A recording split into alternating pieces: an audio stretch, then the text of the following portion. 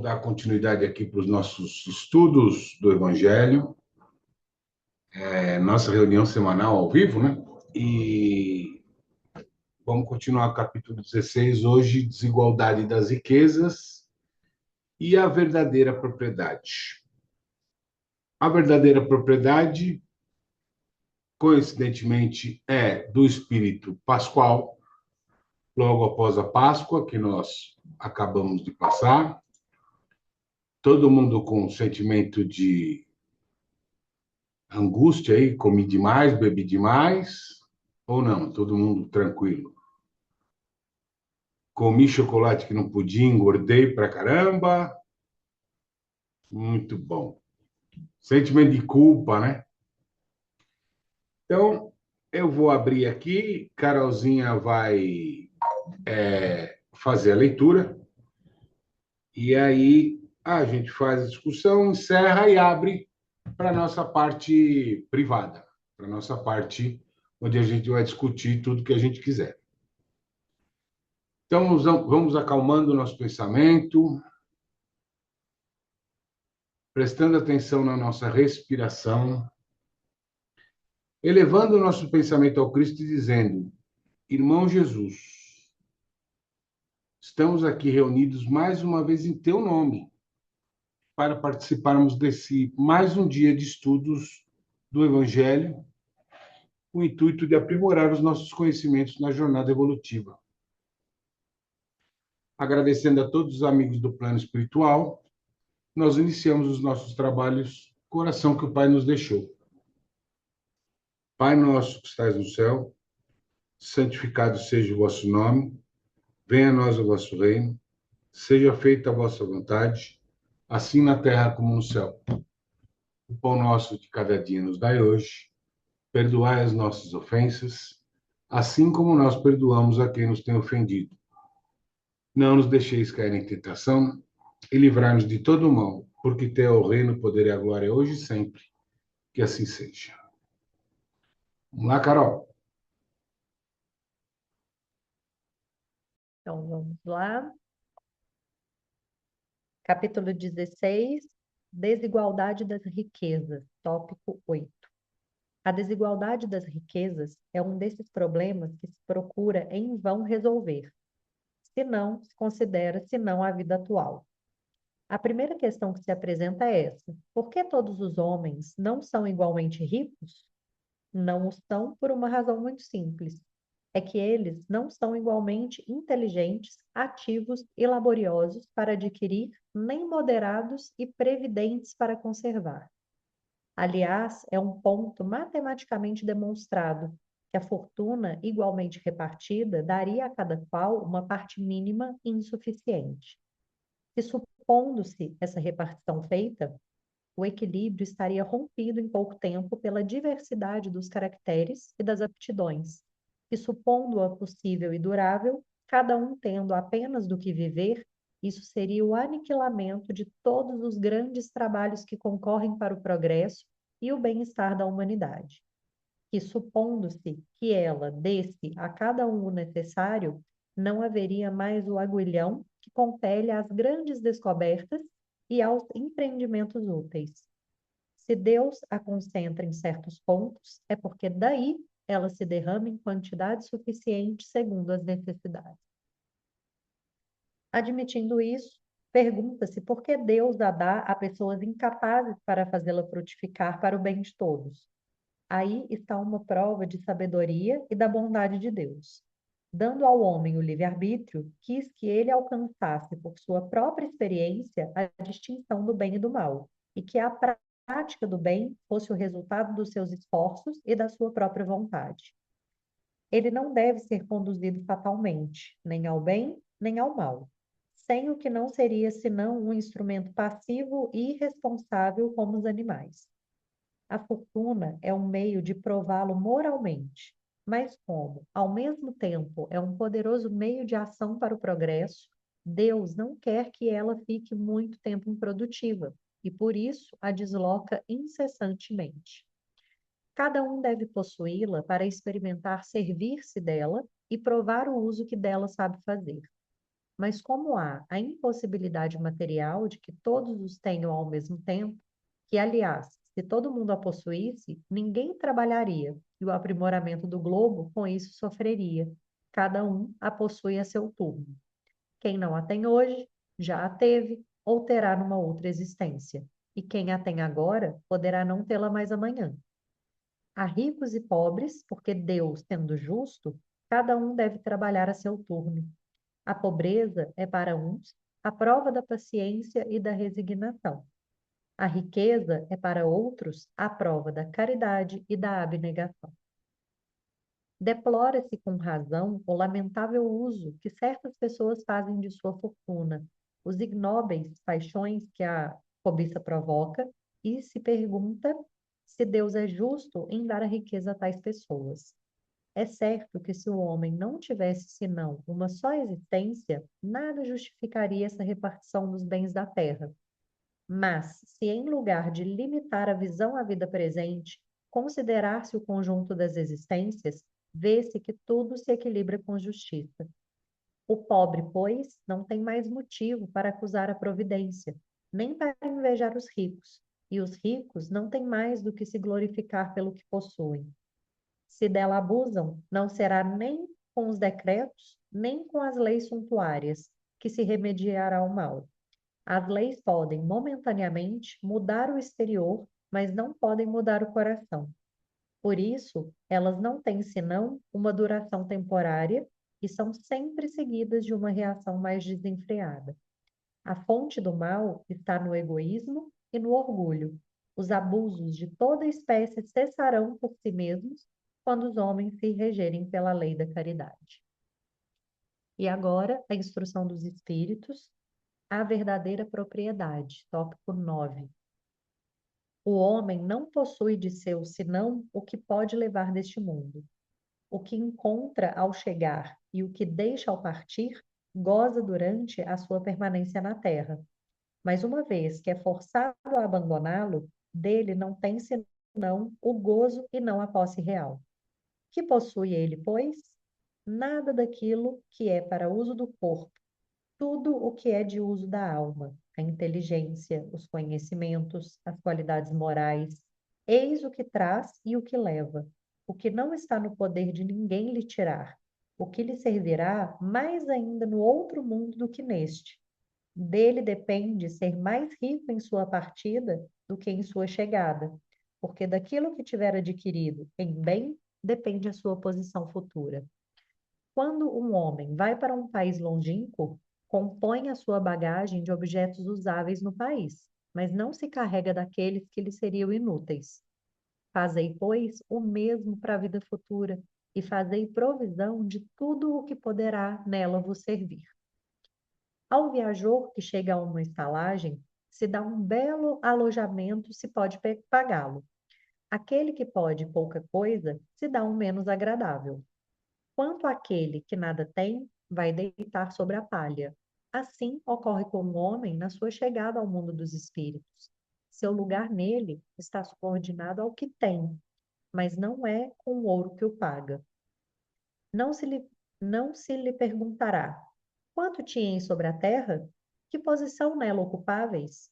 Ereis príncipe ou operário? Mas se lhe perguntará: o que dela trazeis?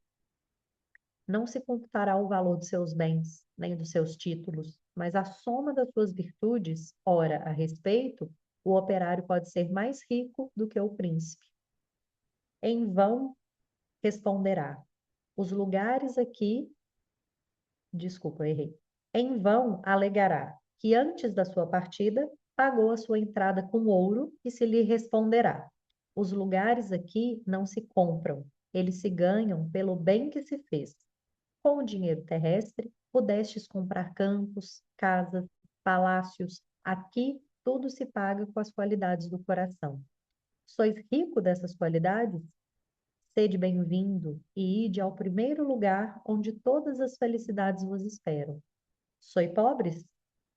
Ide ao último, onde sereis tratado em razão do que tendes.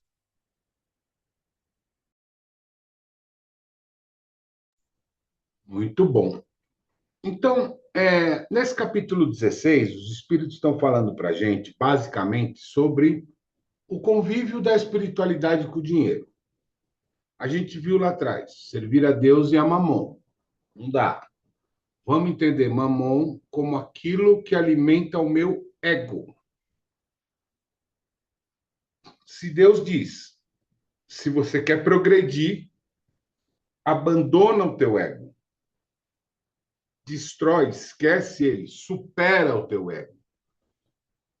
E se eu alimento o meu ego, eu estou deixando que o meu ego se sobreponha à minha personalidade. Então, eu não sigo Deus.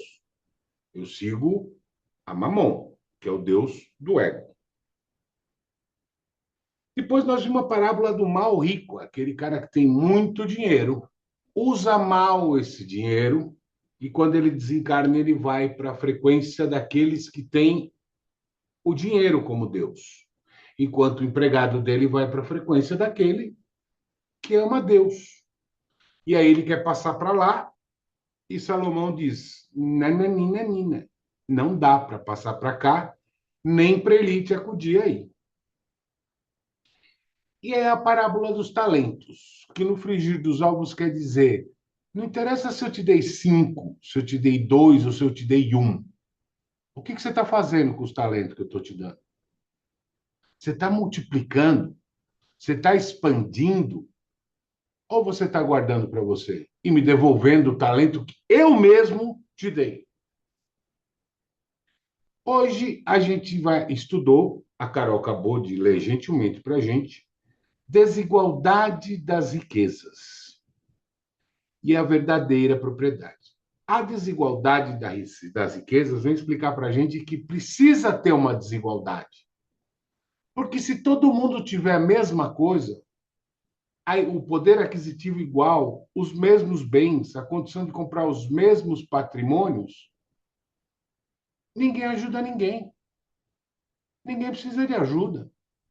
Está todo mundo de boa. Eu não provo minha caridade. Eu não mostro que eu sei administrar esse tanto de dinheiro que me é dado acesso para atender outras pessoas. Porque eles não precisam, eles têm a mesma coisa que eu. Então, fica. E assim, ninguém trabalha. Ou se trabalha, trabalha muito pouco. Não se produz. Não se produz, a sociedade não progride. Então, a gente vira uma tribo. Todo mundo com o mesmo dinheiro, um não precisa da ajuda do outro. Quando um tem muito e o outro tem pouco, aí o desequilíbrio se mostra efetivo. Porque o que tem muito tem o dever de ajudar o que tem pouco. E essa questão do desequilíbrio financeiro, ela é mutável. O que vem rico hoje, vem pobre amanhã. E o que vem pobre hoje, vem rico amanhã. Então, por que isso? Porque a gente tem que provar que é maior que o dinheiro, que a gente sabe administrar o dinheiro, que o dinheiro, para mim, é um patrimônio essencial para as minhas necessidades, não para alimentar meu ego. Porque eu já entendi que não é essa vida que eu tenho para viver. Eu tenho a vida do espírito para viver. E quem é o espírito? Eu. Sem essa roupa aqui, mas eu. E eu quero ter uma vida melhor lá na frente, eu quero ter uma vida mais saudável. Então, essa alteração de uns vêm ricos, outros pobres, depois esses pobres vêm ricos e os ricos pobres, é para a gente mostrar que sabe administrar o dinheiro. E aí você fala assim: ah, mas se eu tivesse dinheiro, eu ia ser como eu sou. Eu ia ter só o básico e eu ia ajudar os outros em tudo. Será? Vamos fazer um exercíciozinho de reflexão, uma experienciazinha aqui. Vamos imaginar que a gente almoce todo dia 1 hora da tarde.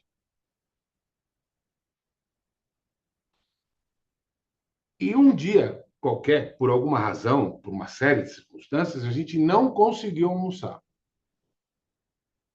A gente vai almoçar 7 horas da noite. A gente só consegue chegar numa padaria 7 horas da noite. A gente está varado de fome.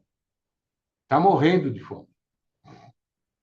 A gente chega e fala pro. Primeiro está aquela estufa cheia de divindades, né? Coxinha, risole, empadinha, bolinho de bacalhau, bolinho de carne. É uma coisa maravilhosa. Uma visão do paraíso. Você chega nesse lugar e fala para o atendente: me dá um misto quente. E a partir do momento que você comer esse misto quente, você analisa a sua fome e pede uma outra coisa para comer ou se dá por satisfeito? Ou você chega nesse lugar e fala assim, velho, me dá um X-tudo e enquanto você faz, me dá uma coxinha para ir comendo.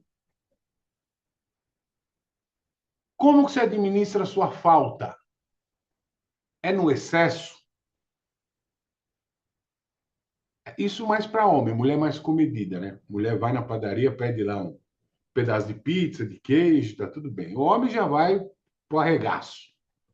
Me dá um X-tudo e uma coxinha que eu, quando você faz, eu vou comer. Quando eu costumo sair de fim de semana para tomar uma cerveja com os meus amigos, ou vejo um futebol, tomo minhas cervejas, mas eu vou no médico. E o médico diz: olha, cara, você vai ter que tomar um remédio durante um mês e você tem que ficar um mês sem beber. Tudo bem, eu fico um mês sem beber. Me faz falta. Por quê? É um momento de prazer e a cerveja é uma coisa agradável para que eu relaxe e tenha prazer. Isso levando em consideração que as pessoas bebam, né? Quando vence o prazo, eu acabei de tomar o remédio. No fim de semana seguinte, eu posso beber. Eu vou beber comedidamente, como eu sempre fiz, ou eu vou descambar? Ou eu vou beber tudo de uma vez? Fiquei um mês sem beber, agora eu tenho direito de beber tudo que eu quero, tudo que eu posso. Então, e assim, quero ir em todos os lugares, quero onde eu não fui, eu quero encontrar todo mundo. Tudo de uma vez só, ou eu vou fazer as coisas comedidamente? Como a natureza manda. Na natureza, nada é aos saltos. Tudo é bem devagar. Tudo é bem estruturado. Se o meu relacionamento com minha parceira ou meu parceiro não vai bem, eu vou conversar com ela ou com ele, eu vou procurar saber o que está acontecendo, eu vou procurar uma terapia de casal, seja lá o que for, eu vou procurar me acertar com ela ou com ele e administrar essa minha falta enquanto isso, ou eu vou me satisfazer com outra ou com outro? Se eu respondi ao excesso nas três, provavelmente eu não sei mexer com dinheiro. E eu só estou assim hoje porque eu não tenho dinheiro. Se eu tivesse, eu estaria perdido. Se eu sou daquele que peço o X-tudo e peço a coxinha, eu não sei mexer com dinheiro. Porque eu quero tudo para mim agora. E o dinheiro é a resposta para o seu ego agora. Então você vai gastar tudo com o seu ego, não com suas necessidades.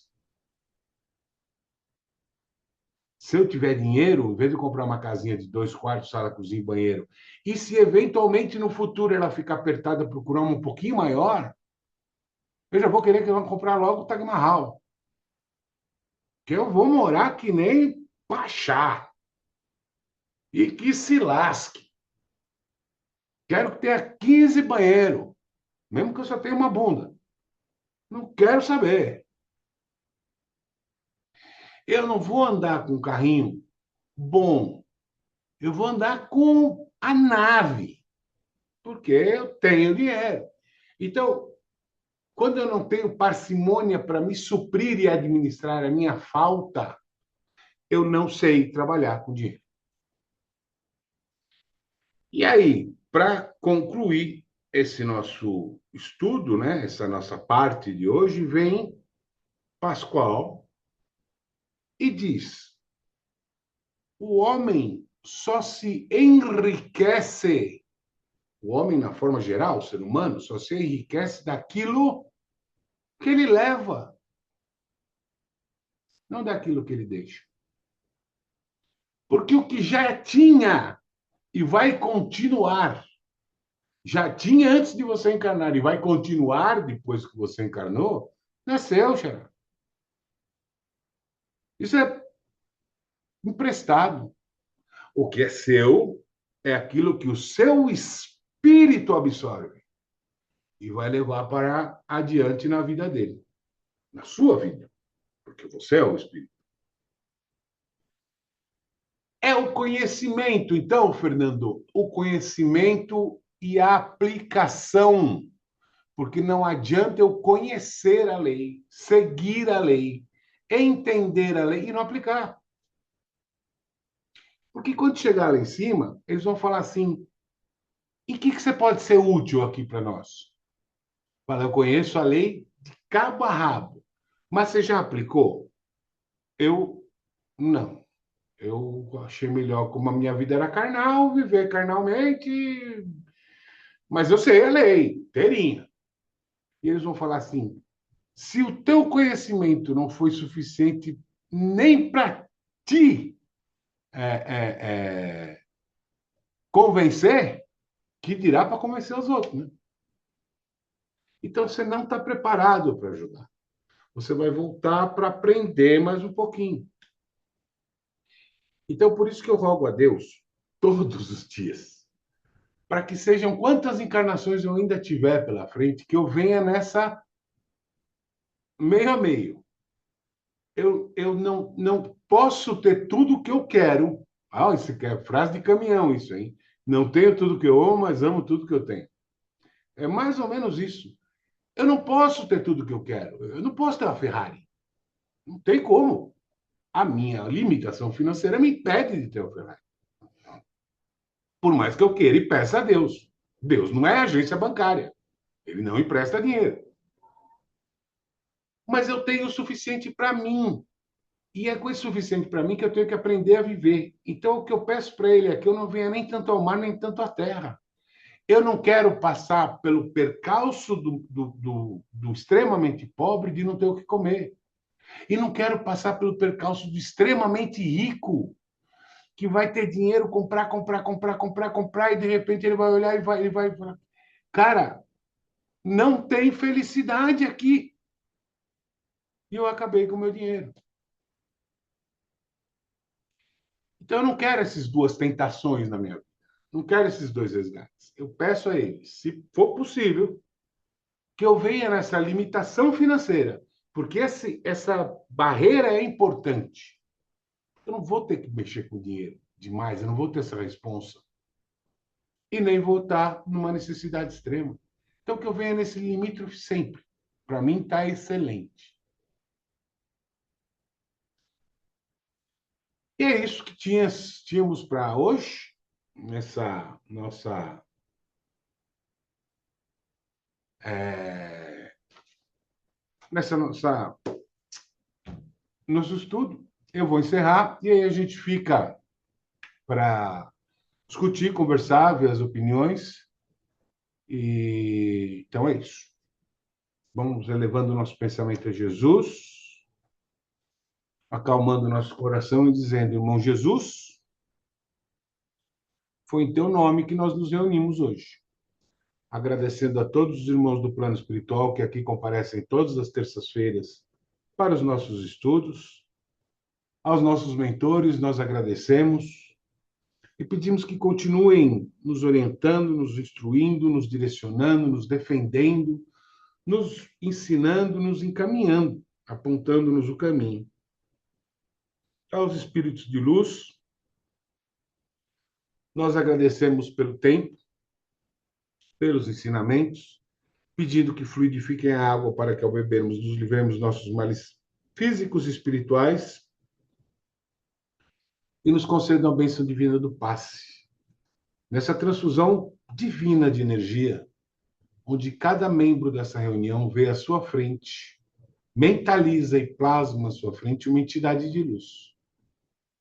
Transfere, projeta para o topo da sua cabeça um foco de luz. Essa energia vai tomando todo o corpo, até os pés, empurrando todas as energias que tem no corpo lá para o pé. Do pé para a terra, da terra para o centro da terra. E essa energia toma todo o nosso corpo e nós passamos a nos identificar. Ficamos iguais a este ser de luz. E essa energia envolve todos os nossos órgãos, restaurando, recobrando, ajustando, e passa a expandir do nosso corpo. Extravasa, forte, atinge nossos parentes, nossos pets, nossas casas, nossos carros, nossos locais de trabalho, nossos amigos, nossos inimigos, todos aqueles que necessitam dessa transfusão divina, dessa energia mágica no orbe terrestre, encarnados ou desencarnados, homens ou animais. E essa energia é tão densa, tão forte, que passa a exalar os limites do planeta Terra e passa a reverberar e refletir no universo. E é nesse momento, meu Pai, que nós pedimos para o Senhor, pelo nosso irmão David e pela nossa irmã Vandete, pela cura.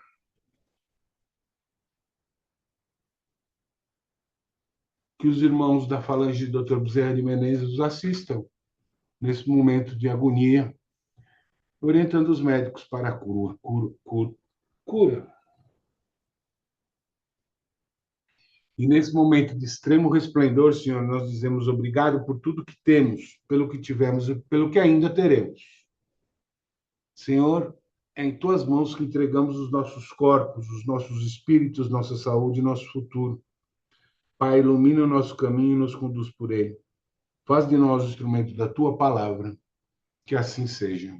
Graças a Deus. Podem tomar.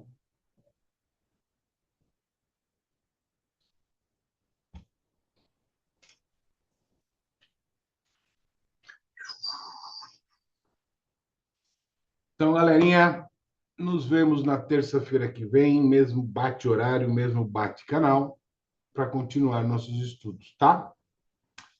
Fiquem todos com Deus sempre na mais alta vibração. Beijo.